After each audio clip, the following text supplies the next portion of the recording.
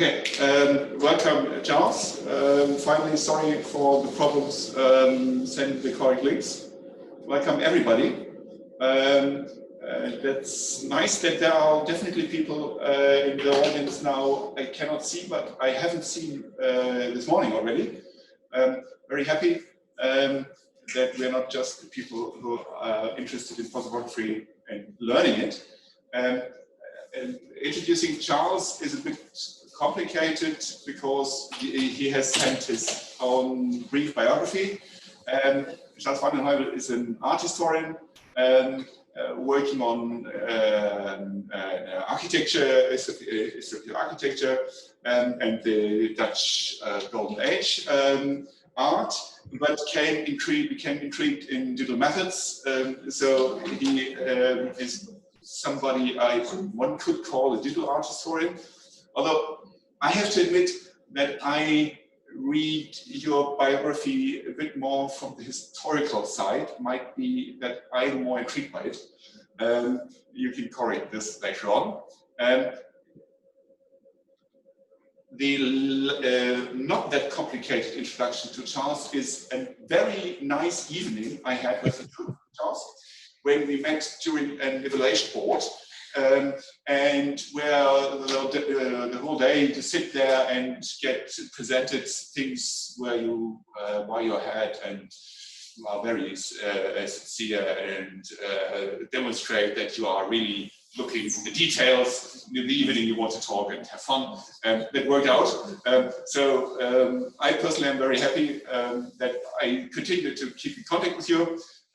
Charles, for example, is a driving force in the data for history community and has this large-scale project on the Golden Age, in which lots of people occur.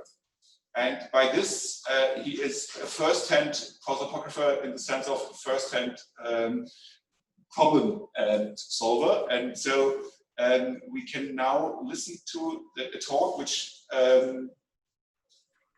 cites a bit Shakespeare in the problem of identity under the heading to be or not to be. Charles, I give you the screen. The floor is not here. So. Okay, thank you very much for this introduction. Also, thanks to Matthias Heuvel and Richard Haddon for setting up this strange meeting. I would have hoped to be in Vienna, but given circumstances, that is impossible. I would also thank you, the audience, for being present on this impossible hour between eating and drinks. So that's I'm most grateful that you're still there to follow this presentation. So when Georg invited me last year to give this talk, I was a bit hesitant because I do not do much prosopography. And the first reason is that I can't pronounce the word. That's one thing. But the other thing is that, yeah, it's not something that I'm really doing. So so Georg and I had a bit of a discussion of what I could talk about. And the first thing Georg brought in was, well, perhaps you can talk about the modeling question. So why are we interested in persons and how do they fit into the model? And the second suggestion he gave was, yeah, we could discuss prosopography as a relationship between the sources and structured information. So how reliable, for instance, are those results when you make this transition from unstructured data to structured data? Well, this is a problem that we deal with on a daily basis in the Golden Ages project. So that's why I could accept, and that's also what I would like to discuss with you. So I rephrased the questions of Georg somehow. So my first question is from how can we use actually the same methods in digital prosopography as in prosopography with no digital methods? So what are the complications of big data? What are the complications of data-driven research? Secondly is the question from how can we facilitate this kind of research in a research infrastructure for future users that both are interested in individuals and in social groups?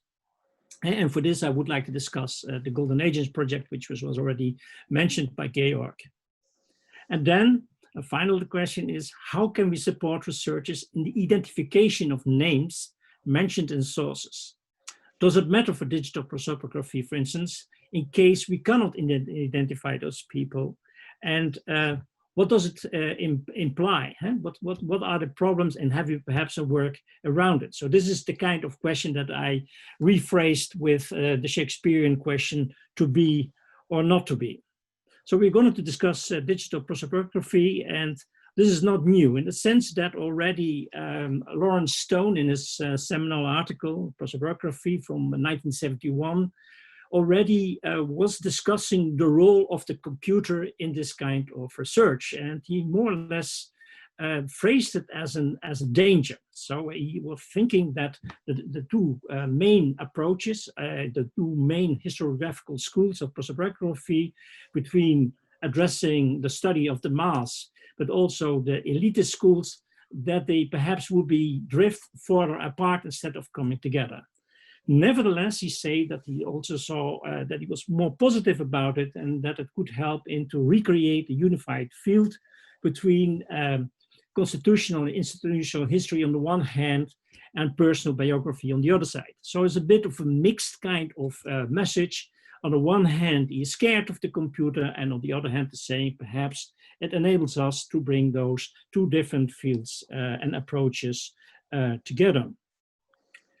Then we get a new kind of approach. This is all relevant, this research up to the 70s, 80s, and the 90s, but at the beginning of the 20th century, some researchers like John Bradley and Harold Short were more trying to look into what digital prosopography actually is. What does it imply for research if you are working with a lot of data and a lot of information? And they came to the conclusion that we have to get rid of that model, which is really directed at writing articles, telling stories about data, but that we more have to look into the data itself and to see how those data can emerge from references between people mentioned in those primary sources.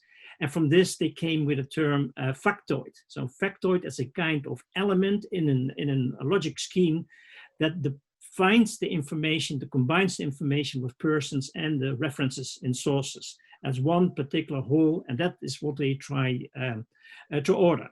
Now, that in itself is, of course, very interesting, but it still raises the question, how do we get this kind of structured factoids out of unstructured data?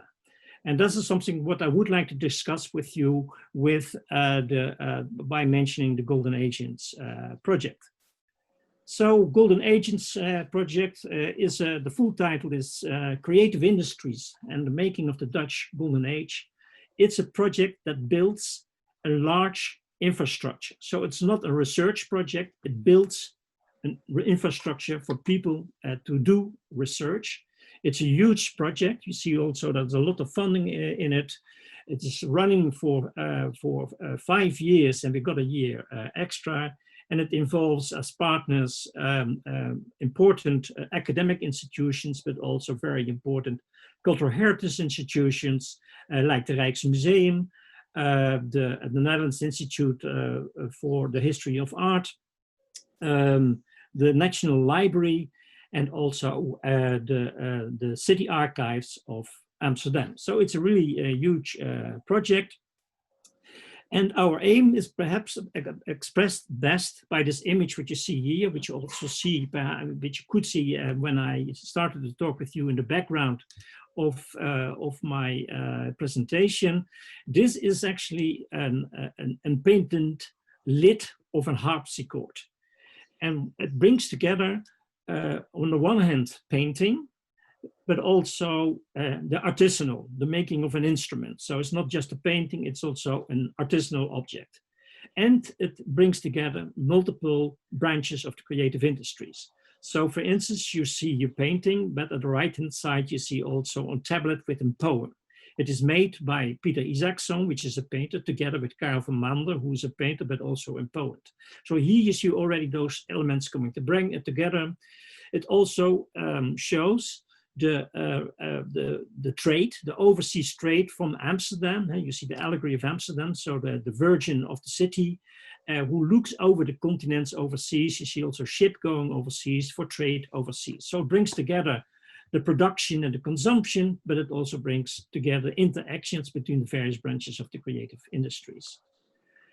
So we started with this project, first of all, to solve one problem. That is, there is already a lot of data about the creative industries, but they sit in separate databases. So we have information about paintings, or we have information about books, or about glass, but they're all treated as separate entities. And the second problem was, so that's what we tried to bring together. And the second problem was that we actually have a lack of digital data about consumption of the creative industries of the Dutch Golden Age. So with this application, we had the opportunity to work together with the city archives of Amsterdam and to disclose 2.5 million scans with information about what people are having in their houses. So these are probate inventories who list all the objects what every household in Amsterdam in the 17th century had in their house. So that's, of course, a very useful information. So we try actually to zoom into the household of those people in Amsterdam. Now, here you, for instance, you have such a probate inventory. This is the probate inventory of Opium Corpit. This perhaps is not a well-known person to you. If I open the next slide, then you see the double portrait of Maarten Solman and Opium Corpit, the one mentioned in the probate inventory. And that probate inventory is mentioning this double portrait of Rembrandt, which now is owned by the Dutch government and the French government, and which alternates between exhibitions in the Rijksmuseum and in the Louvre.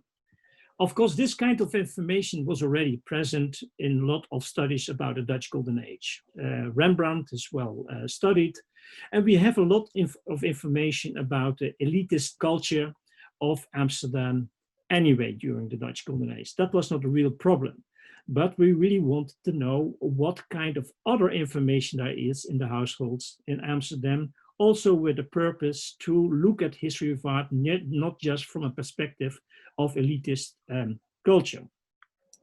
Now, for instance, what the expectations that we are having, that we partly can rewrite the history of the production and the consumption of the history of art of Amsterdam in the 17th century. And to give you an example is this PhD of Angela Jager with the title Galley Painters, Works by the Dozen, the production, the distribution and consumption of cheap history paintings in the 17th century of Amsterdam. What she did was actually on the basis of 2 inventories, she found out that historical paintings, which normally are considered to be the high end of the market, the most expensive paintings, that there were actually made all sorts of copies in cheaper materials and with less grounds, so that it became more cheap to buy. So she is creating, on the basis of those documents, the market at the lower end of historical paintings. So her research was just based on a couple of inventories. But if we can disclose a couple of about 500,000 probate inventories, for instance, then we might rewrite this kind of history, and not just from an elite perspective, but also from all branches of Dutch society. Although it was not mentioned in the application, more and more, of course, the Dutch Golden Age is becoming part of the discussion about how golden is that particular age. We see now all sorts of actions all over the world in which monuments of heroes of the past are sprayed with paint, because the history of those people is more or less linked with the history of slavery. And the same applies to the Dutch Golden Age.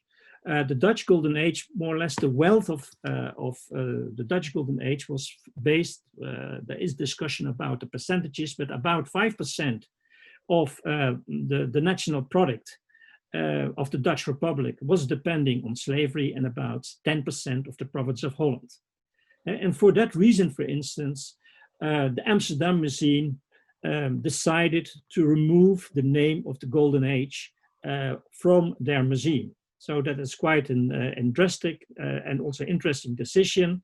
We couldn't foresee that in our application, but what we do hope is by bringing a lot of information together, that we also get a better view of the kind of data that we need to answer those questions about what exactly is the role of slavery, for instance, in the creation of the Dutch Golden Age. You see this also interesting work of art. It's called Echo by Nienke Koskor. And what she did is bringing together positive stories of the Dutch Golden Age together with negative stories of the Dutch Golden Age in one work of art. And that's also what we actually tried to do in our project, to look from multiple perspectives to the history by making use of a lot of big data of the Dutch Golden Age. Now, to this end, we are building an infrastructure. And this infrastructure consists of a couple of components. First of all, it combines semantic web and multi-agents technologies to analyze and to interact with those heterogeneous data of new data sets, but also of existing data sets in linked data. Secondly, we are modeling those interactions in storylines and in events so that we can exchange data in this RDF format in a structured way. What we also try to do is to create interfaces for end users in all phases of data handling. So not just to query the data or to represent the data at the end of the process, but we want the users to be able to intervene in the process in all the phases of data handling of the Golden Ages project. And finally, we use a combination of handwritten text recognition and crowdsourcing to disclose those 2 million scans of notary acts of the 17th and 18th centuries. And there's all sorts of documents like probate inventories, testaments, burial acts, all sorts of elements that we try to bring together in this project. So just to give you an idea about how huge this project is, so the Notarial Archives of Amsterdam have 3.5 kilometers of data. They have 30,000 inventory numbers, and they describe the documents of 731 notaries. They are, with the money of the Golden Age projects, they are now making 7.5 million scans. They also are checking those scans, of course, and they are indexing them. So there are now more or less 330x checked and indexed in this process. They do that in combination with all sorts of volunteers who index those documents, but also they do it in a different way. They also have a new project, which is called Crowd Teaches the Computer How to Read, which is a project in which they use automatic handwritten text recognition using transcribers, which you probably know quite well from the project also in Innsbruck. And they use it in such a way that transcribers is providing transcriptions of the documents in the City Archives of Amsterdam, which then are corrected by the crowd and given as input back to transcribers so that the system can learn from the corrections made by the crowd. So that's the way they set up this way of working. This is more or less what the City Archives is doing. So they have all sorts of documents about baptism, about prenuptial agreements for intended marriages, burial documents, deeds, sales, also the registries. As I said, they index some part of it. They index the person names and they index the locations, but only outside Amsterdam, which is a pity, because we are mostly interested in all sorts of locations within Amsterdam. But that's often the case, that cultural heritage institutions have a different sort of mission and then the researchers, and that they index for the more, on a more generic level than that researchers are doing. So they are not indexing, for instance, objects such as cultural goods, which are very important for our project, and we have to do that in a different way. They also had those indices that are produced by them, so those person names and location descriptions are already used by other cultural heritage institutions in the Netherlands, so as the Rijksmuseum and the Institute for Art History and the Royal Library, but also used in the database Icartico, which is the database of the University of Amsterdam, which brings together data about Dutch and Flemish artists in the Low Country, and also indices are used for persons mentioned in Wikidata. That is what the city archives do. We are working in a combination of semantic web and artificial intelligence, and we use, for instance, artificial intelligence to get a grip on all those names. There's thousands and thousands of names in all sorts of variants which are sitting in those various notary acts. So in the left-hand you see names in all sorts of variants mentioned in documents. And in the right-hand side, you see already kind of clustering of those names mentioned in baptism acts, in prenuptial marriage agreements, and burial acts, and also in Icartico. So they have different sort of colors so that we already get some sort of understanding how those names are mentioned. However, we have, of course, many names, and we just do not know how many names are double. So we have to be able also to evaluate this kind of information. To this end, El Idroussou is using network analysis as part of his disambiguation tool, which is called lenticular lenses. You see all sorts of clusters. The green dots, the green nodes, are names mentioned in baptism documents, the blue ones in marriage documents, the red ones in burials, and the orange one in Icartico. You can see that it is hardly possible to read those names. So what he did is actually trying to find a way to analyze those clusters step by step. So you can still see the relations between all the clusters of names mentioned. In this case, for instance, you see the mentioning of the name Jan Jansen, which is a very common name in the Netherlands, but also the name of Jan Harmenszoon.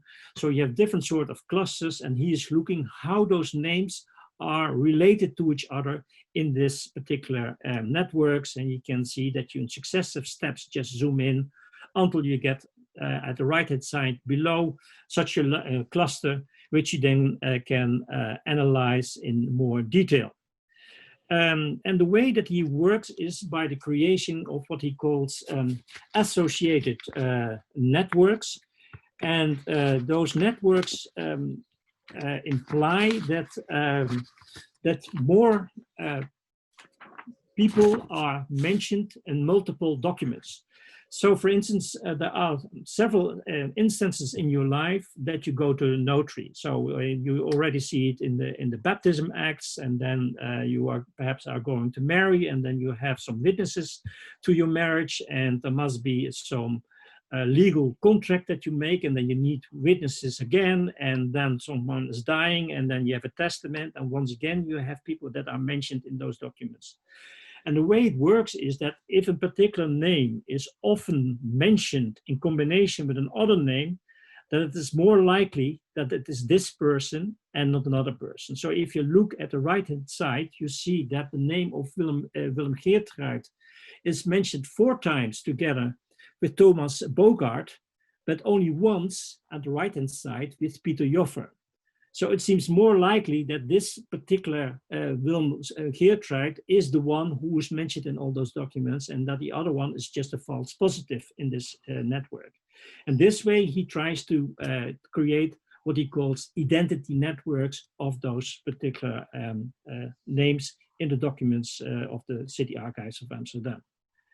I already said that we try to involve the users as much as possible in all the phases of the data handling, because L. Idrusu can write an algorithm and he can provide a network, and that people can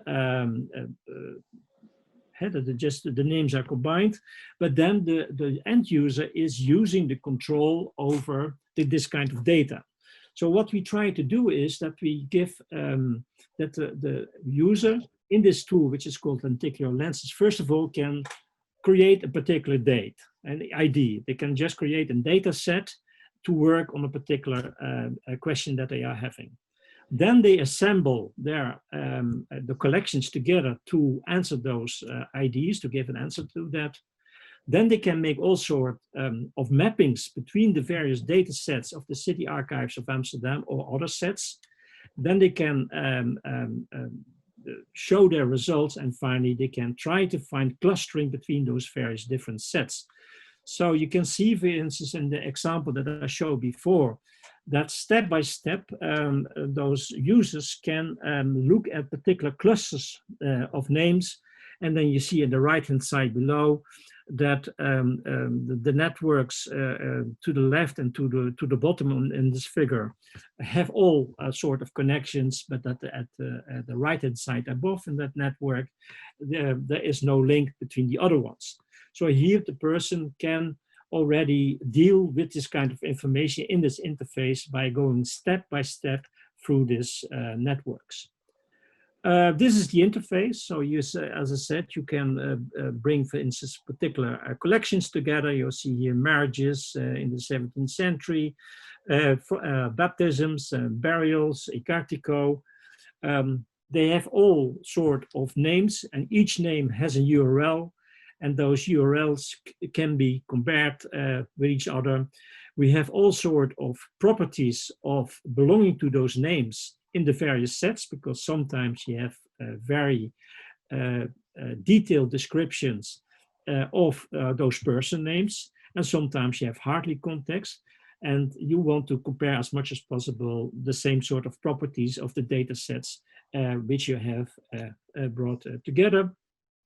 And finally, you can then give a kind of, what we at least try to work towards, a kind of value to the mappings and the clusterings that you have made. So this way we tried to guide the users through the whole process of dealing with this data. So this could be the kind of interface of, this is already the interface, at least at the left-hand side, that is used in the infrastructure of the Huygens Institute for the History of the Netherlands, where I'm working. They have an infrastructure which is called Timbuktu, in which they bring all the data together of this project, but also from Claria, and Claria is the largest research infrastructure in the humanities in the Low Countries, in the Netherlands, which is the combination of Clarion and what's the other one? Clarion and another one, sorry. At least it's a huge, huge infrastructure, and this is the interface. And the left-hand side, they say, okay, if we bring the data together of a particular person, then you would like to know how much information we have about that person. So you see in yellow and gray the indication of the completeness of the metadata which are described of a person in this particular data set. The same applies in the middle column about the metadata which are already supported by vocabularies. And for instance here, a friend of persons is then, as you can see, in yellow completely described, and in the other ones, those fields are still empty. And this kind of interfaces where you can see something about the quality of the data, whether it is complete and whether it's supported by existing vocabularies, we also want to use in the end to allow the researchers to make their own rate of confidentiality of the data that they are having, in particular of the provenance data. Because if you build a research infrastructure, we cannot decide for the end user which data is reliable or which data is not reliable. That is a kind of decision that the researcher needs to make her or himself. And by doing so, if people can go through all steps of the data handling, then they know, first of all, they get a better understanding of the data, and then they can also assign a particular value to that, to the quality of the data. So, for instance, if we are talking about provenance, I mentioned Rembrandt. Now, there's a huge Rembrandt project in which many scholars did a lot of scientific research to attribute paintings. Then we can say I rate that higher than, for instance, in the description in the 19th century encyclopedia. And that's then up to the end user, not to the developers of the system, what kind of value to give to that provenance data. So provenance need to be modeled in all stages of the project. That is not easy. If I give you a description of provenance in the ISO standard, then you already see that two different definitions are used for provenance. First of all, the fact of coming from a particular source or derivation, but it can also be in the more art historical sense, the history of a pedigree of a work of art, of a manuscript or a rare book, concretely a record of the ultimate derivation and passage of an atom through its various owners. So this is really about ownership. So you see already two different sort of ways of provenance, which both need to be modeled. Now, for us, the most important thing is that we can keep track of the whole process of data digitization and transformation. So all sort of decisions are taken in that process, and we need to know who has made that decision and can we follow that. So we need to have annotations of each step of the process. Secondly, it's always important that we can go back to the original source. So you need a provenance chain from the annotation back to the source, and then I mean not just the document, we really mean the particular item mentioned in a particular archival source.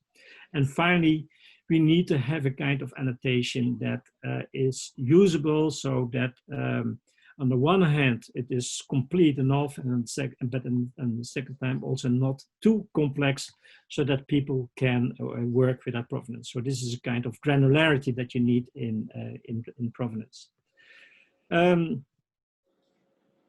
Menno de Engelsen developed a kind of ontology for archival sources called ROR, which stands for Reconstructions and Observations in Archival Resources. So observations are just the mentioning of a particular name in a birth certificate or in a notary deed.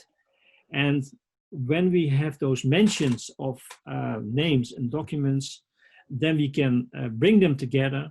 We can make reconstructions so that we can make a reconstruction of a person. So that's the kind of model. And to describe those steps in decisions and derivations, we use the standard Prof ontology developed by the World Wide Web Consortium.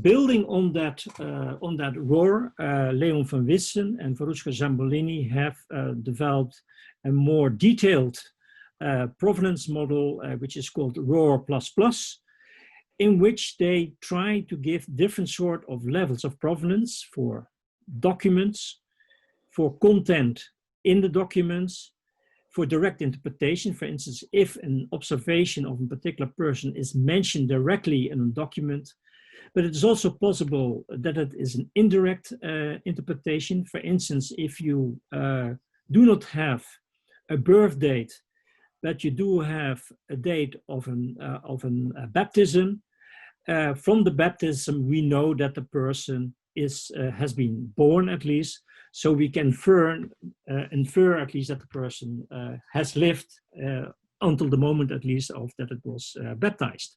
And so there you see a kind of indirect information. And finally, as I said, we can make all sorts of reconstructions.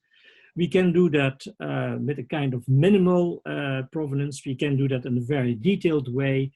And the next step that we are now working on is also to model uncertainties, because there's a lot of uncertainty on various levels. So who has created, for instance, the documents, but this is a completely different uncertainty question than, for instance, are there ambiguities in the entities themselves, or what kind of interferencing is there, or finally, is there sufficient information about this ambiguation? And so all the sort of levels, very often provenance is just dealt with as pointing back to the original source, but we try to make different sort of levels in provenance because we believe that the end user really needs that.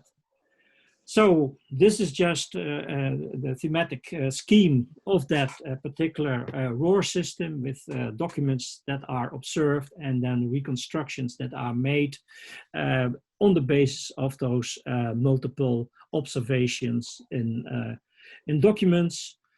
We can add more detailed provenance, and to that end, we make use of selectors within a document. So we can use coordinates on the scan, which you see in the right-hand side. You see the coordinate selector, and we use a particular point on the scan to begin a quote and to end a quote, and that particular quote we can then connect to a link and to make references to that. And here we make use of that factoid prosopography ontology that was mentioned and which was at the beginning, which was introduced by John Bradley and Harold Short. And so we try to break down those particular references and to link that in this kind of provenance models. So it works like this, that you begin with a very generic kind of interpretation of the documents, and then you go more and more in depth, and on the bottom you can see that there are particular references and factoids, which then are related, if you look at the right-hand side below, to particular annotations and the coordinations, the coordinates which are mentioned on the scan of this particular document in the Notary Acts of the City Archives of Amsterdam. So this is the way that we try to get a grip on the contents of the archival sources, which go really to the level of the words or the sentences mentioned in those documents. So, of course, we need to have an ontology that can be used by others. So we make as many possible mappings to all sorts of existing ontologies like CDOC-CRM or IAT, which is the encoded archival description, which is a standard from GLAM. So here, museums and libraries were using a standard coming from the archives, who first described documents on the level of collection level, then sub-collections, and finally on the inventory level of particular documents. That standard is now used, in particular also in the Netherlands, to exchange information between museums, archives, and libraries. And of course, we need to meet other Dutch archival standards, for instance, for person names like A2A. That's one thing that we are doing. And another thing that we try to do is to automate the whole process of entity and extraction and disambiguation in a program which is called TICLAT. This is a very recent experiment which just started a couple of weeks ago. And what it does is that in this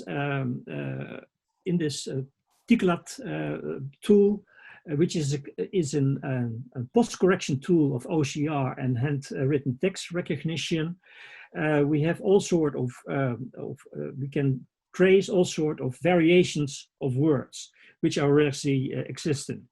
So for instance, on the left-hand side, you see a description of a data set of the Getty Research Institute with whom we are working together.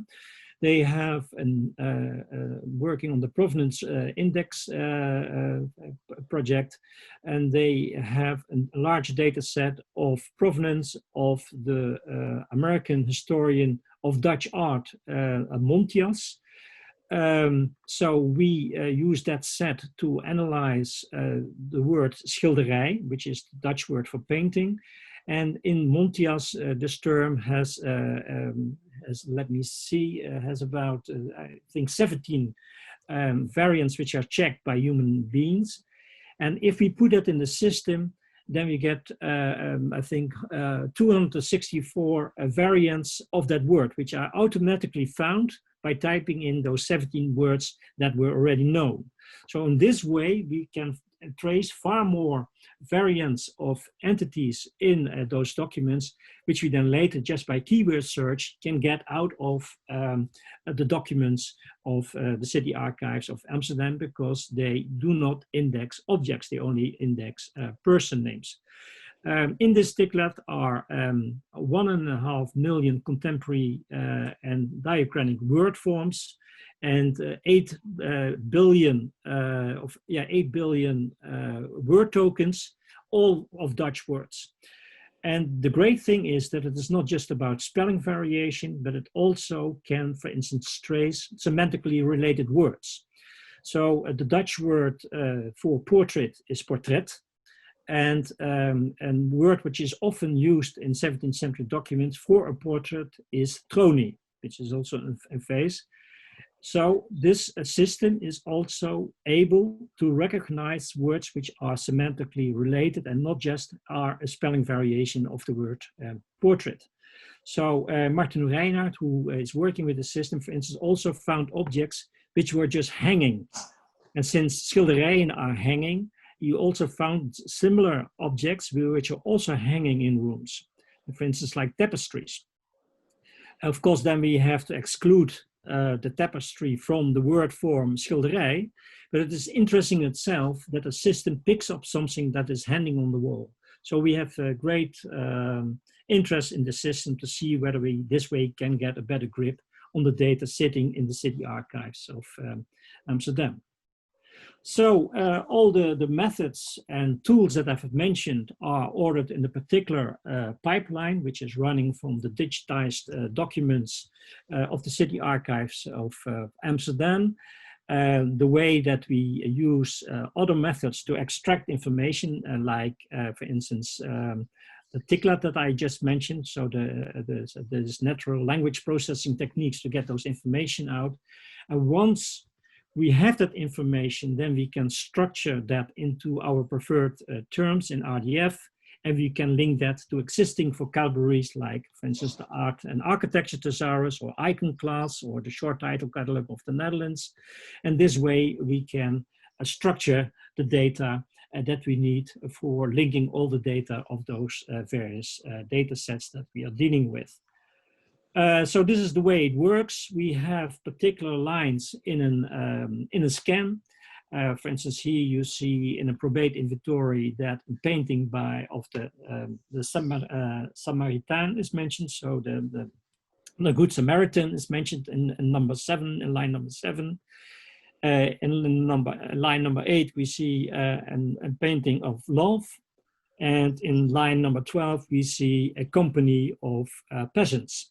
So these are the topics that are mentioned in those scans, which we then can give unique links, and we can just describe the particular parts of the documents that are photographed, and these can be then connected to the metadata of the City Archives of Amsterdam and linked to other data sources. So that's what we try to do. For instance, here is a schematic representation of RDF of the way we can refer to paintings.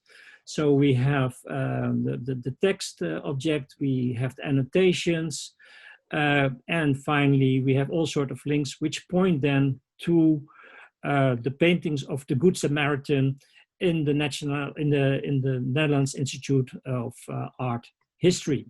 Very often we do not know from which painter this particular work is. Then we just link to all the representations of the Good Samaritan using icon classes, so that the end user can just look for her or himself how to get a step further. But we are not going to fill things in that we do not know. So we leave that to the end user.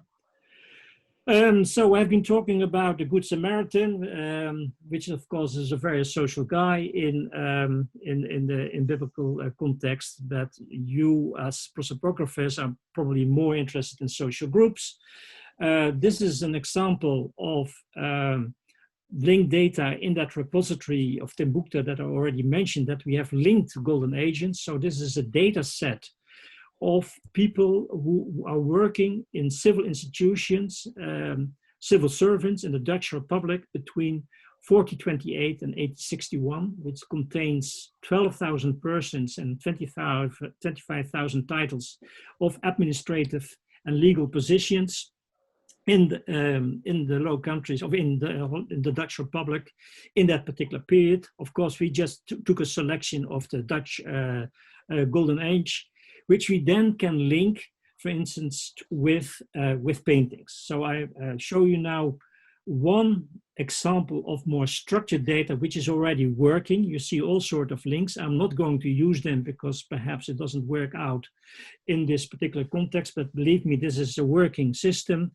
Here we have, for instance, a representation of Amsterdam institutional group portraits.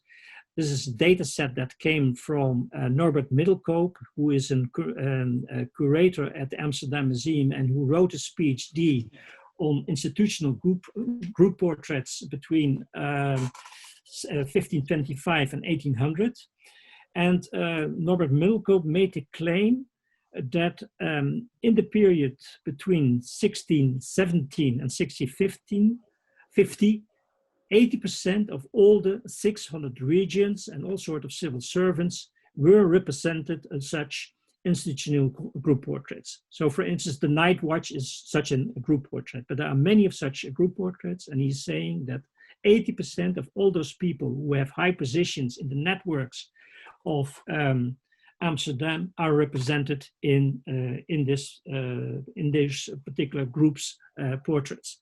So together with the information of the city archives of all layers of society, but which is very unstructured, together with this information, we can create a kind of picture of all layers of society who are commissioning artworks, for instance.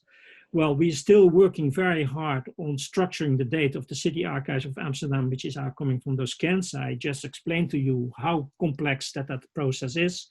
But this is more structured data, so this we could already show, at least use to demonstrate how the system works. So this is the Amsterdam institutional group portraits. Then we can just, from the images which are sitting in the Rijksmuseum and in the RKD, the Netherlands Institute for Art History, we can just look, for instance, of those institutional groups of which we already have paintings. And I've chosen the Spinhuis. And the Spinhuis, that's a particular reason I've done that, because the Spinhuis is actually the institute where I'm working. The Huygens Institute in Amsterdam is the former Spinhuis. And the Spinhuis is it was a house, a correction home for women who were in prostitution and who did all sorts of things which were not allowed. And then they were in this particular house, and they had to spin wool and other material as part of their rehabilitation program to become decent civil servants again. And of course, there were all sorts of regions who were controlling that process. And here we have a depiction of male and female regions who were looking after those women who were spinning in the Spinhuis.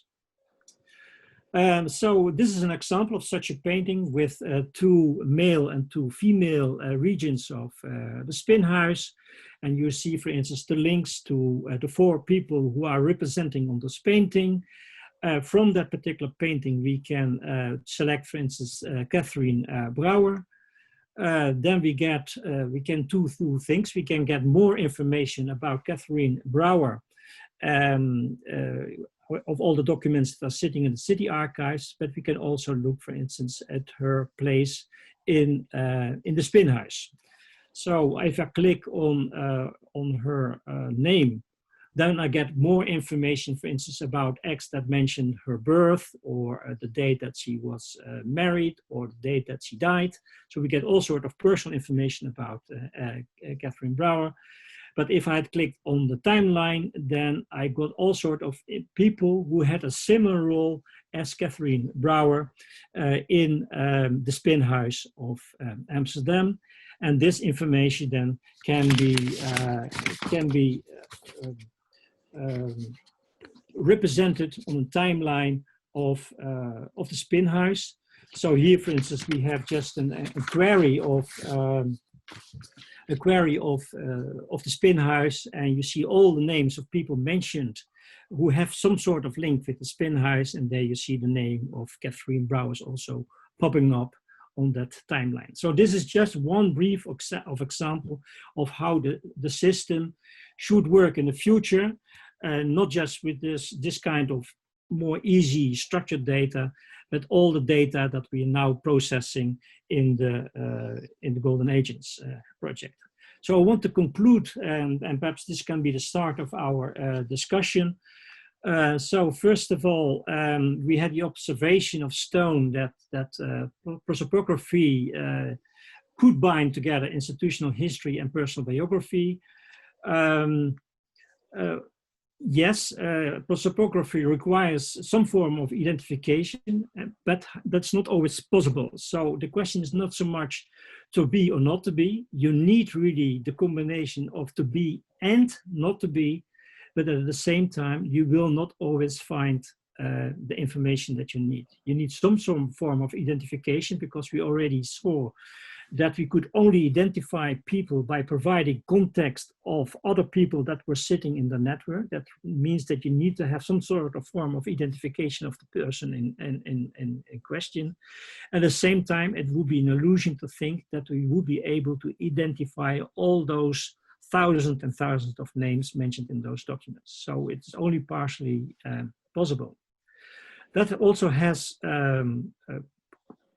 consequences for the approach of Bradley and Short with the references, because that works quite well in structured documents, but we are dealing, as I said, with very unstructured and heterogeneous documents with a lot of bias and a lot of uncertainties.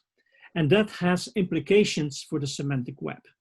So first of all, we need to model this factoid prosopography. We have given examples of that, but we need to combine that with the provenance on multiple levels, as I've showed. So very generic provenance, but also very detailed provenance on all sorts of levels, on the document level, on the entity levels, on inferred information. This all gives a lot of uncertainties, which also need to be modeled. And as I said, it's very important that we don't take decisions for the end user, but that we give as much as possible the users the possibility to interact with the data and to validate the data. So that has really implications for the semantic web. Semantic web itself is not sufficient. I've also shown that we need different sort of methods to work with the results of semantic web to make a step further. I've shown examples of network analysis, but also of natural language processing techniques to extract entities in that Ticklet example that I gave. So I still believe, and this is the quote from Licklider and Libraries of the Future, that if we are building research infrastructures, that we are still on the level of 1975. And that is that the most promising approach, it seems, is to accept the notion for many years at least that we shall not achieve a complete integration of knowledge, and that we have to content ourselves with partial models of the universe. It may not be elegant to base some of the models in geometry, some in logic, and others in natural language, but that may be the most practical solution. I don't believe in complete integration, also not in the semantic web. We need multiple approaches. That means that we also need to learn different models. We need to learn different kind of methods. And that's also the reason that I believe that it is very good that you're now having this week in Vienna to exercise with many different sort of techniques and methods to work on this digital prosopography. Thank you very much.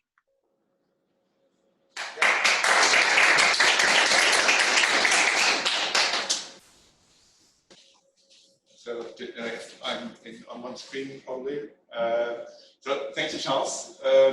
Particularly by being well, citing something from the 1975, and as an outlook into the future, seems a bit critical and offensive to all the people who say, okay, everything will be solved in the next 5 years. Yeah, I'm not convinced that we are going to solve all the problems in our project. What we try to do is to build a research infrastructure to demonstrate how this huge problem in the future perhaps can be solved. We got some extension, and I hope that we can, by showing the complexity of this kind of problems, but also ways on really to disclose all those huge information in archival sources in the Netherlands. So only 10% of the information has been digitized in the Netherlands. So if you make a lot of investments of digitizing the rest, which is actually the purpose, then you need to be able to analyze all that material. And if you want to analyze, then you have to start very early thinking about what kind of problems will you occur when you start analyzing this kind of unstructured data. So we really see this as a starting point. It is a huge project. There's a lot of money involved, but it's certainly not enough to solve this problem. This is really something that's going to take for years. I also mentioned Transcribus, which I quite like in the sense that a lot of institutions now are disclosing their collections by handwritten text recognition.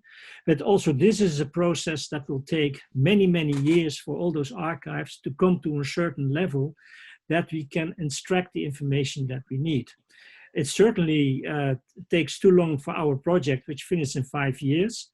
And that's also the reason that we are working now at multiple methods at the same time, just to extract the entities of information, but also to show to the funding organization that from each approach, what you can learn from each report. That is what we want to report in our documents, so that they can see that this is perhaps worthwhile to make a next investment.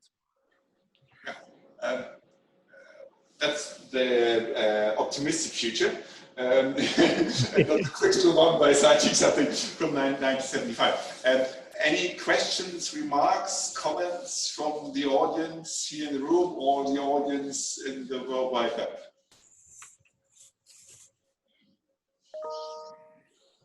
I would have questions following up on your very generic arguments. Others, you don't see anybody? Well, then I will step in.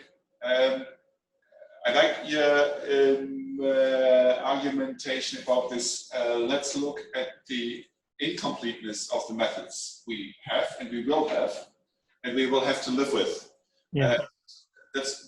I'm sharing this position very strongly. There is one initiative in Europe which currently claims the opposite, because they claim give us €1 billion and we build the time machine which solves all these problems. Yeah.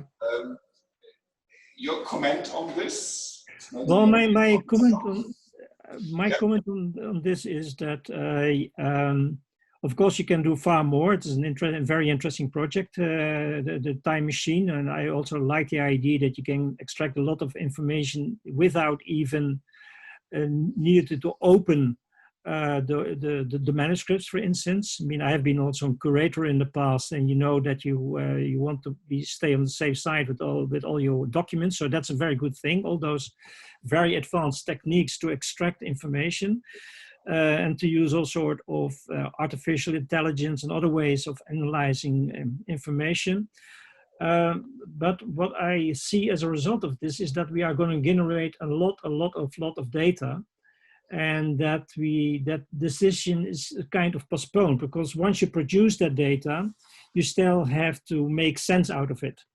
And if you use, for instance, artificial intelligence to make some sort of interpretations of the data, then you still need to check that kind of information. So I still believe that it is very useful, but at the same time that it is not the end of it. So what we did in the past was first, of course, bringing a lot of metadata together, clean it up. And then once it was structured, we then took the next step to analyze it. Now it's differently, which I also showed with the pre-classification by artificial intelligence. You get a lot of data, then you need to cluster it as a kind of first classification, but then you have to take the next step and you have to make a decision whether those names are double or not, and you have to do all sorts of interpretation. And I think that still needs to be done also in the context of the time machine project. So that's my take on it. Okay. Yeah. I love the position of that's the evaluation of what's coming out of this automatic methods is still something where we have to think and talk about, because the simple promise about we can start to predict future by extrapolating from the history, which they do not claim the time machine, but which is some kind of subtext to all these artificial methods is, I would say, precisely not should not be the scope. And yeah, my personal hold on is that this kind of prediction does only work if we have a consolidated conceptualization what we want to predict, and that changes. That's what we learn from history. That this kind of I agree. The next 10 years changes every 10 years. Yeah, I agree with you. I mean, I find it a very interesting project also because it is a way of representing, in particular also the virtual reconstructions. So it's a very interesting way of representing history. But to use it as a tool for interpretation, I'm not saying that it's impossible, but certainly we need the involvement of researchers, and it's not, we can't just leave that in the hands of artificial intelligence. So I see artificial intelligence as supportive, so it can play certainly a role in this whole process.